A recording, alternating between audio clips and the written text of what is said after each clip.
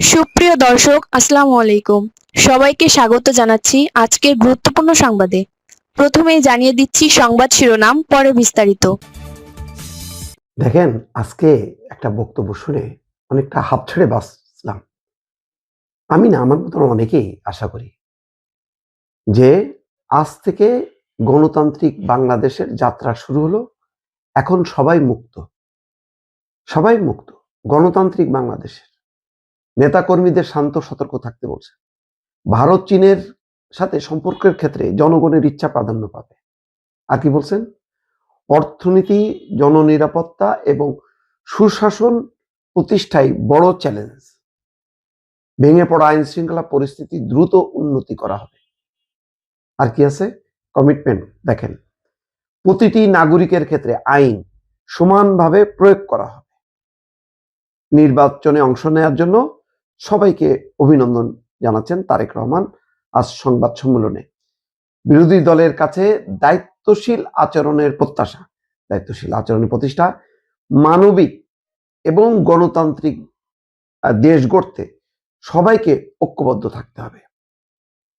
কথাগুলো এত ভালো লেগেছে। দেখেন, এটাই গণতান্ত্রিক এবং মানবিক এবং গণতান্ত্রিক বাংলাদেশ করতে আমরা তো এটাই চেয়েছিলাম, যাতে কোনো বিভাজন তৈরি না করা হয় ধর্মের ভিত্তিতে, কোনো স্লোগানের ভিত্তিতে, হিংসা বিদ্বেষ, একে জ্বালাও ওকে পোড়াও, ওখানে আগুন দাও, ওই আধিপত্যবাদের নাম দিয়ে, ইনক্লাবের নাম দিয়ে, ইনসাফের নাম দিয়ে, এই যে ধর্মীয় শব্দগুলো দিয়ে মনে হচ্ছে যেন বাংলাদেশে 5ই আগস্টের পট পরিবর্তন গণতন্ত্রের জন্য না, একটা ইসলামিক বাংলাদেশ গড়ে তোলার জন্য। মানে লক্ষ্যটা হচ্ছে আস্তে আস্তে ওই আফগানিস্তানের পথে নিয়ে যাওয়া। সেই জায়গা থেকে বাংলাদেশের জনগণ আবার রায় দিল, নো, আমরা গণতন্ত্র চাই। এই দেশটা মুক্তিযুদ্ধের মধ্য দিয়ে, স্বাধীনতা সংগ্রামের মধ্য দিয়ে গণতন্ত্র প্রতিষ্ঠা করাই ছিল প্রধান অঙ্গীকার বা লক্ষ্য। সেই লক্ষ্য থেকে শেখ মুজিবুর রহমান নিজেই বিচ্যুত হয়ে বাকশালে চলে গেলেন। তার মানে কি, আমি কি এখন ওই বাকশাল, টাকশাল, ইসলামিক স্টেট এই সমস্তগুলি করব? না, ওই মূল জায়গাটা তিনি ধরে রাখলেন। এমন একটা আহ্বান জানালেন যে আর প্রতিহিংসা না, সবাইকে ঐক্যবদ্ধ, বিভাজন না, ওই যে ঐক্যবদ্ধ থাকতে হবে। এই শব্দগুলির অর্থ বুঝতে পাচ্ছেন? আমার ধারণা অনেকেই বুঝতে পারছেন, অনেকেই পারছেন না। এই যে গণতান্ত্রিক পথে বাংলাদেশের যাত্রা শুরু, সবাই এখন মুক্ত।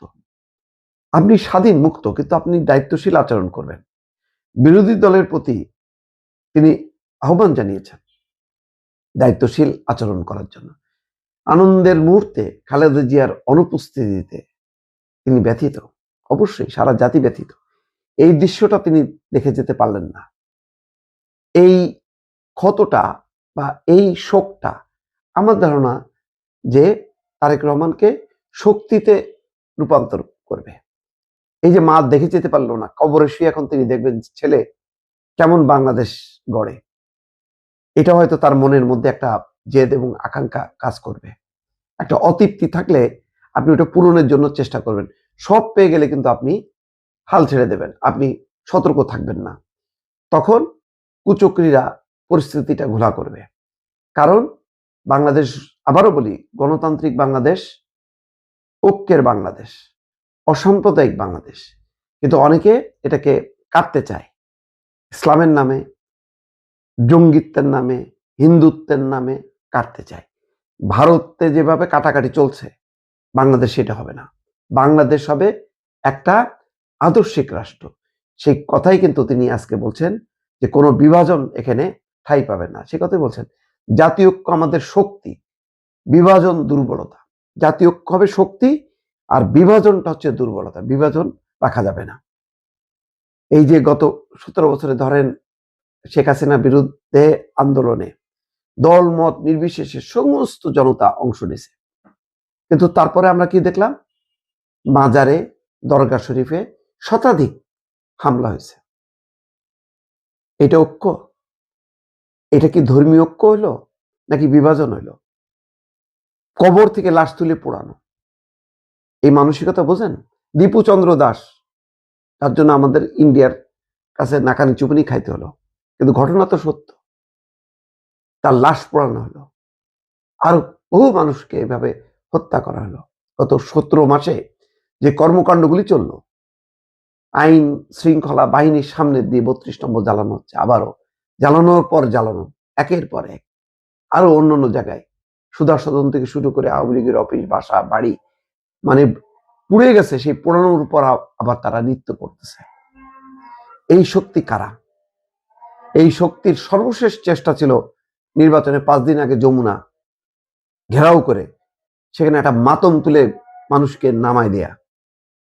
হয় নির্বাচন হলে তাদের পক্ষে একটা জোয়ার চলে আসবে, জনগণ সাড়া দেবে, আর নাহলে নির্বাচন বান চালাবে।